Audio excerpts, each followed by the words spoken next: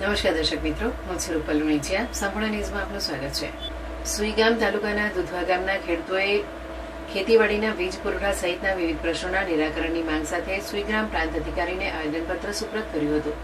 ખેડૂતોનો આક્ષેપ છે કે યુજીવીસીએલ દ્વારા નિયમિત અને પૂરતો વીજ પુરવઠો આપવામાં આવતો નથી, જેના કારણે સિંચાઈ અને ખેતીના કામકાજ પર અસર પડી રહી છે.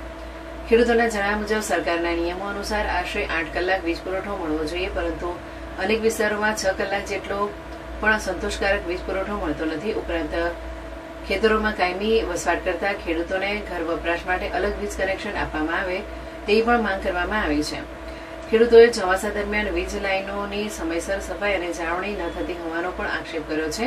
વૃક્ષોની ડાળીઓ વીજ લાઇનોને અડતા વારંવાર વીજ પુરવઠો ખોરવાતો હોવાથી ભારે હાલાકીનો સામનો કરવો પડે છે.